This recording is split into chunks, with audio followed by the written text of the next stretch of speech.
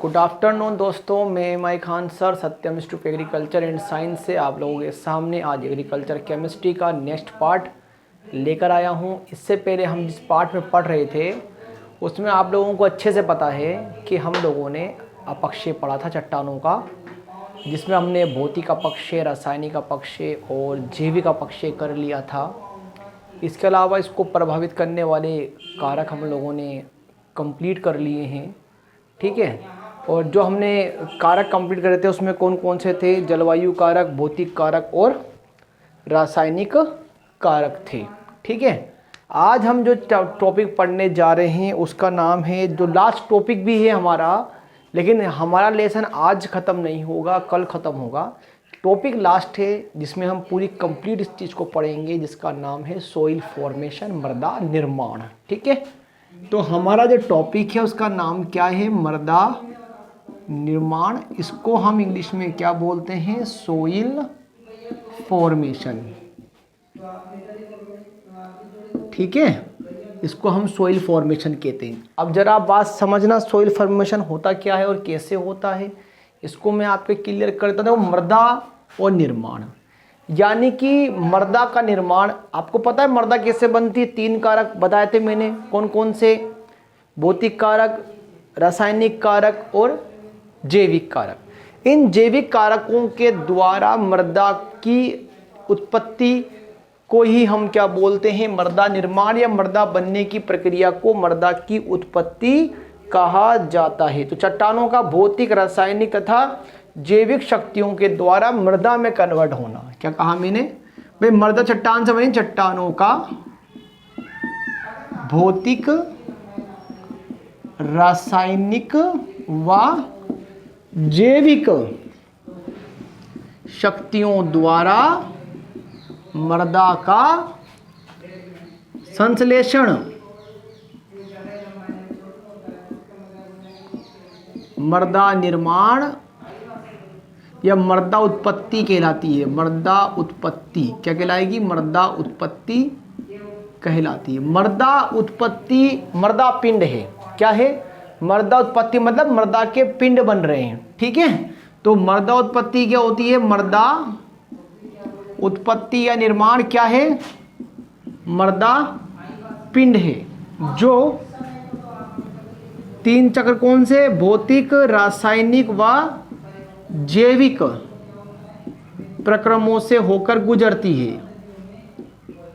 बात समझ में आई? बात, मृदा उत्पत्ति मृदा पिंड है जो भौतिक, रासायनिक और जैविक प्रक्रम से होकर गुजरती है। अगली बात देखो क्या होता है।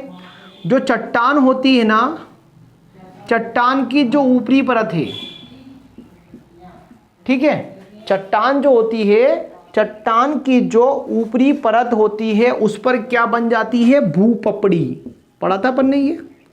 क्या बन जाती है? ये चट्टान की जो ऊपरी परत है इस पर क्या बनती है? भूपपड़ी बनती है ना।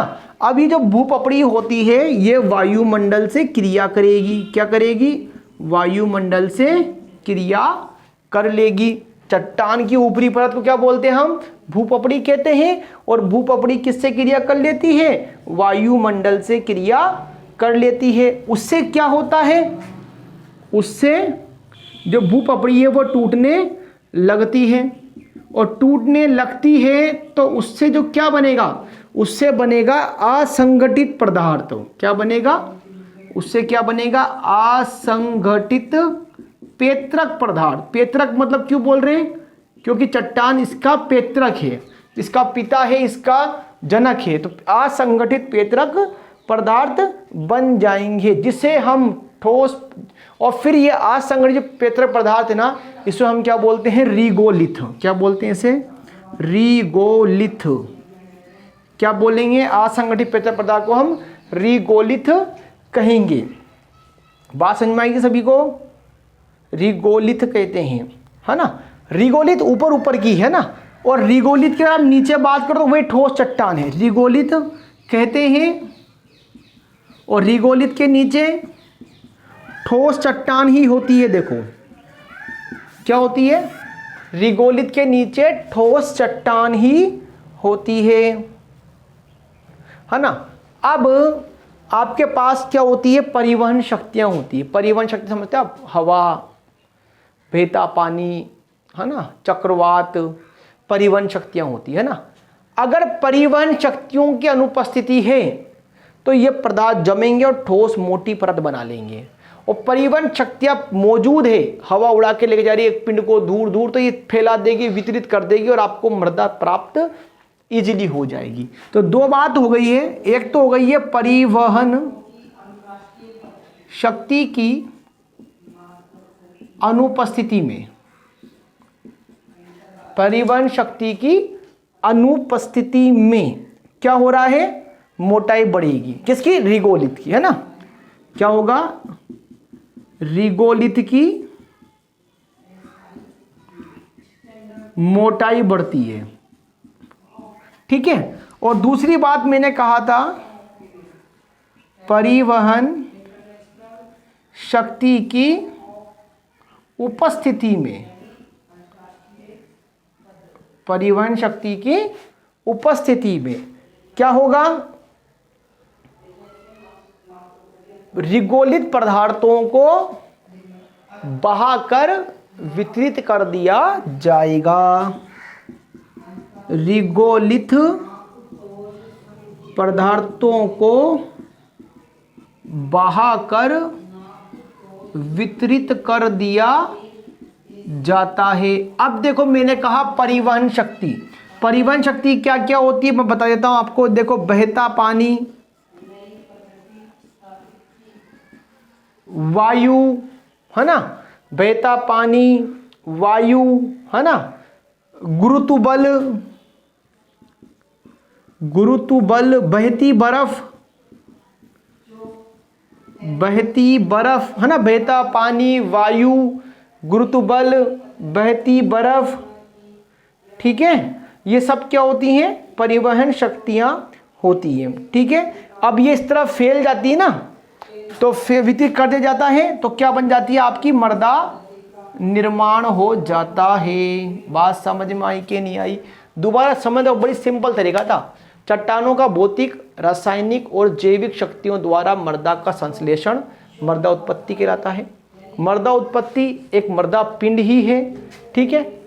मृदा उत्पत्ति मृदा पिंड है, या मृदा उत्पत्ति से मृदा पिंड का उद्भव होता है, जो भौतिक, रासायनिक, जीव प्रक्रम से होकर गुजरती है। सबसे पहले क्या होता है, चट्टान की जो ऊपरी परत होती है वो भूपपड़ी कहलाती है, जो वायुमंडल से क्रिया करेगी और टूटने लगेगी। उसके बाद असंगठित पेट पदार्थ बनाएगी, जिसे अपन रिगोलित कहेंगे। रिगोलित के नीचे ठोस चट्टान होती है, ठीक है। फिर हम कहेंगे परिवहन शक्तियाँ, जैसे बहता पानी, वायु, गुरुत्वबल, बहती बर्फ, है ना, की अनुपस्थिति में रिगोलित की मोटाई बढ़ जाती है। और परिवहन शक्ति की उपस्थिति में रिगोलित पदार्थ जो है बहकर वितरित हो जाएंगे, क्योंकि हवा पानी इसको बहा के लेगी ना, वितरित हो जाएगी, मृदा का निर्माण हो जाएगा। बात सभी के बहुत अच्छे समझ में आ गई होगी। तो आप सब टॉपिक डालो, मृदा निर्माण, सोइल फॉर्मेशन, जिसमें मैं आपको लिखाता हूँ, लिखेंगे सभी मृदा निर्माण या सोइल फॉर्मेशन। अच्छे से सबको समझ में आया, बहुत सिंपल तरीका दिखाया मैंने। लिखो, चट्टानों का भौतिक, रासायनिक व जैविक, चट्टानों का भौतिक, रासायनिक व जैविक शक्तियों के द्वारा, जैविक शक्तियों के द्वारा मृदा का संश्लेषण, जैविक शक्तियों के द्वारा मृदा का संश्लेषण, मृदा उत्पत्ति, मृदा उत्पत्ति से ना ब्रैकेट में से वाले ऐसे कोमा में, ऊपर वाले कोमा में, है ना, मृदा का संश्लेषण मृदा उत्पत्ति कहलाती है, मृदा उत्पत्ति कहलाती है, मृदा उत्पत्ति कहलाती है।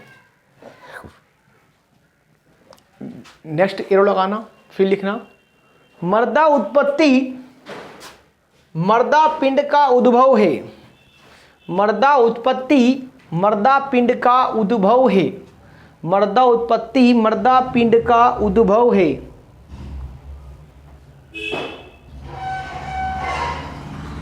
जो कि भौतिक, रासायनिक व जैविक प्रक्रमों से होकर गुजरती है, जो कि भौतिक, रासायनिक व जैविक प्रक्रमों से होकर गुजरती है।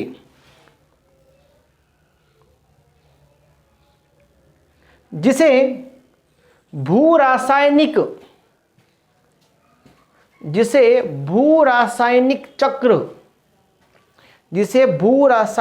चक्र भी कहते हैं। जिसे भूरासायनिक चक्र भी कहते हैं। नेक्स्ट ये लगाना, चट्टान की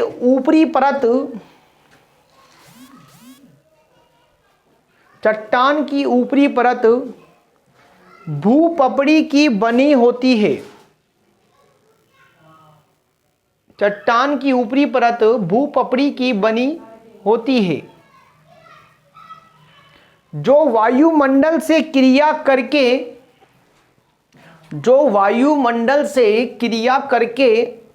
टूटने लगती है। जो वायुमंडल से क्रिया करके टूटने लगती है। जो वायुमंडल से क्रिया करके टूटने लगती है और असंगठित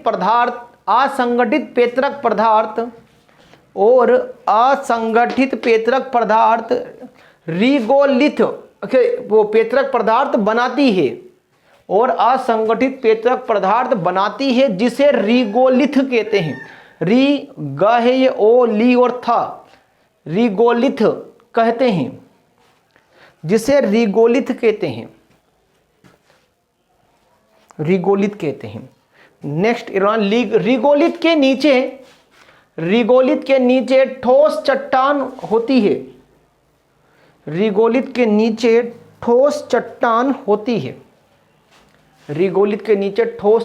होती है। नेक्स्ट फिर ये लगाना, परिवहन शक्तियां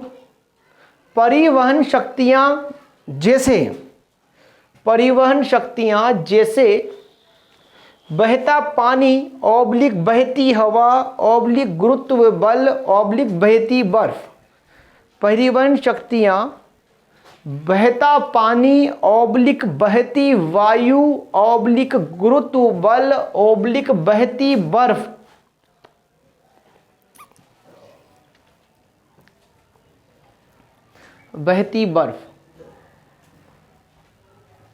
है ना। परिवहन शक्तियां के बाद कोष्टक में क्या लिखा आपने, बहता पानी, इसको कोष्टक बंद करना अपन को, बहती वायु, गुरुत्व बल, बहती हवा। ठीक है, इसको कोष्टक बंद करना। की अनुपस्थिति में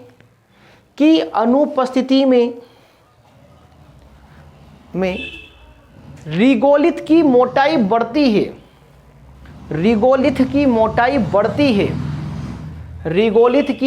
बढ़ती है। की अनुपस्थिति में, एब्सेंट अनुपस्थिति में रिगोलिथ की मोटाई बढ़ती है, जबकि परिवहन शक्तियों की उपस्थिति में यह रिगोलिथ को बहाकर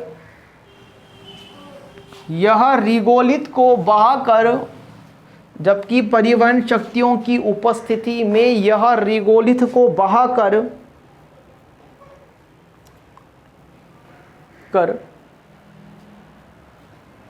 भूमि की सतह पर वितरित कर देती है।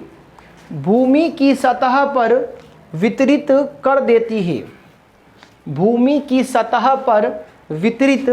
कर देती है।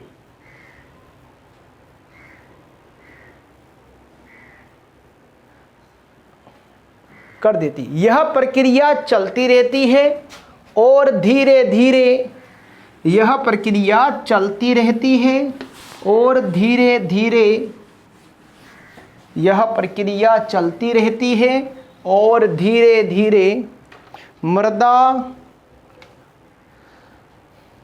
का निर्माण हो जाता है। और धीरे धीरे मृदा का निर्माण हो जाता है। और धीरे धीरे मृदा का निर्माण हो जाता है।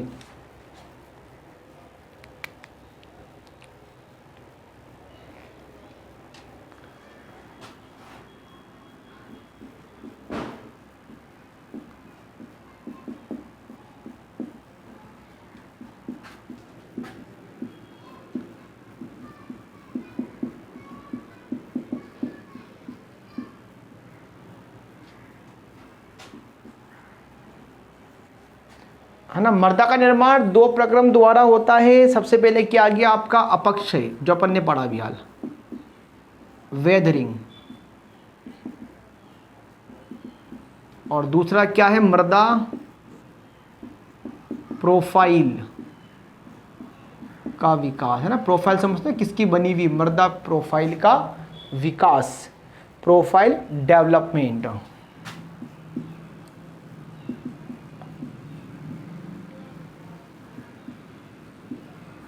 प्रोफाइल डेवलपमेंट, ठीक है। अपक्षय, वेदरिंग, मृदा प्रोफाइल का विकास, प्रोफाइल डेवलपमेंट, ठीक है। एक बात ये हो गया।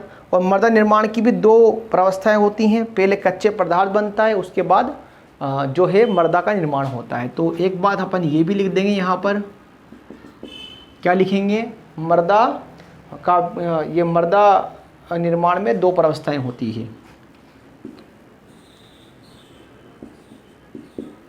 मृदा निर्माण में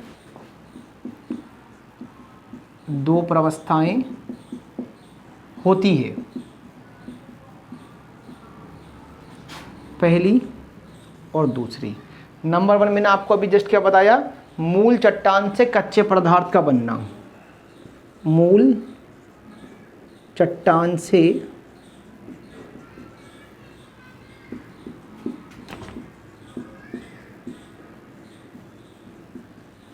कच्चे पदार्थ का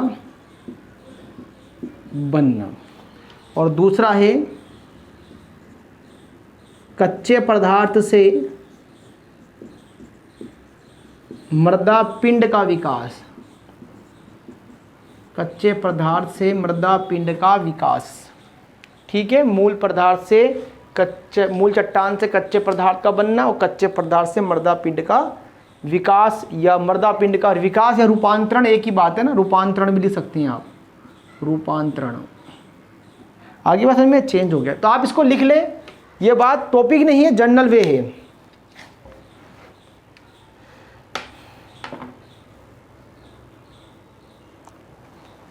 देखो, मूल चट्टान से कच्चे पदार्थ बन रहा है, ये विखंडन प्रक्रिया है। और दूसरी बात में क्या हो रहा है, मृदा का निर्माण हो रहा है, यानी कि ये संश्लेषण प्रक्रिया है। पहले में टूट रहा है ना, तो विखंडन प्रक्रिया है, और ये बन रहा है इसलिए संश्लेषण प्रक्रिया है। लिख लें आप सभी इसको।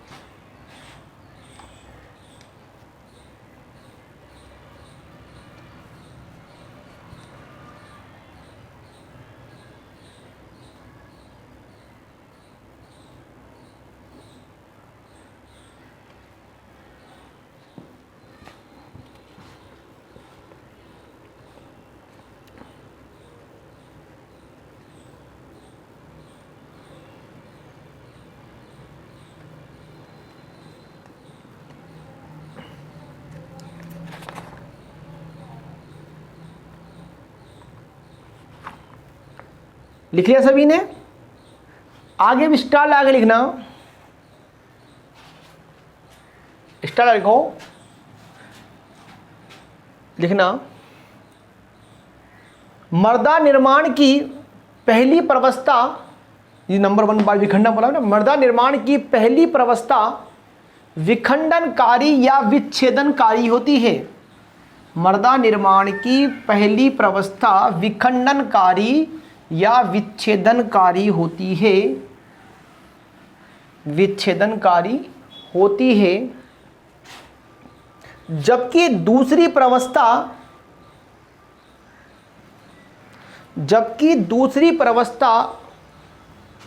उद्भव है ना, उद्भव तथा संश्लेषण की, उद्भव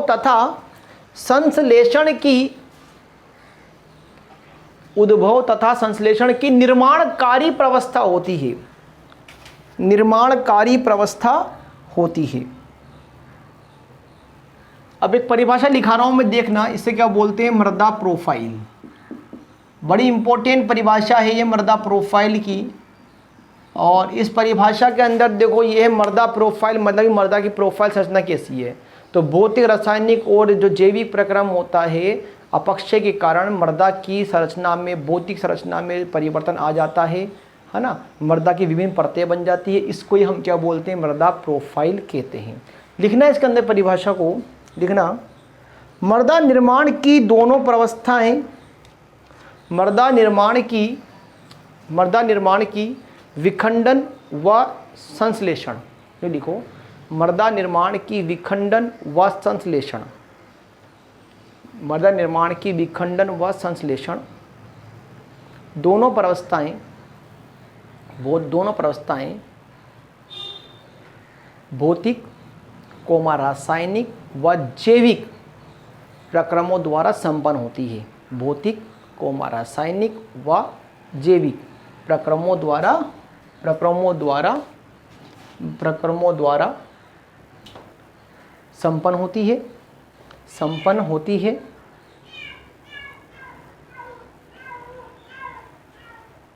जिससे कि अपक्षय प्रक्रिया के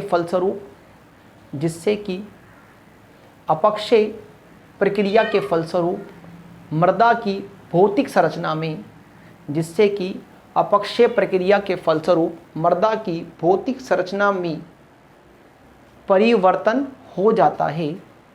मृदा की भौतिक संरचना में परिवर्तन हो जाता है और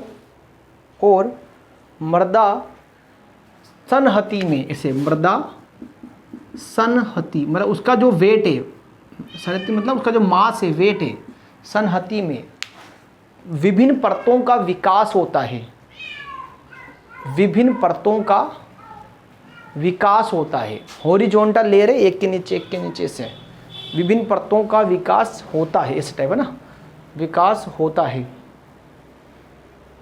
इसे मृदा प्रोफाइल कहते हैं, इसे मृदा प्रोफाइल कहते हैं। बहुत इंपॉर्टेंट परिभाषा है अपने एग्जाम के दृष्टिकोण से, इसे मृदा प्रोफाइल कहते हैं।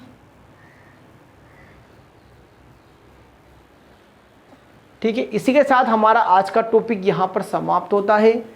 कल हम इसका नेक्स्ट मृदा निर्माण की जो प्रोसेस है कैसे होता है, जिसमें हम ह्यूमिफिकेशन, पेट्रोबेशन, लेटराइजेशन, बहुत सारे टॉपिक है, कंटिन्यू लाइन टू लाइन हम पढ़ लेंगे।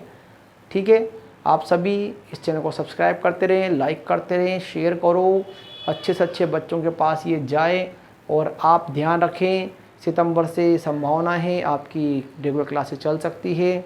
और भगवान से प्रार्थना करो कोरोना जल्द से जल्द ख़त्म हो जाए, वैक्सीन बन जाए और हमारे देश की जो अर्थव्यवस्था ख़राब है वो अच्छे से हो जाए। आप सब धन्यवाद, थैंक यू वेरी मच।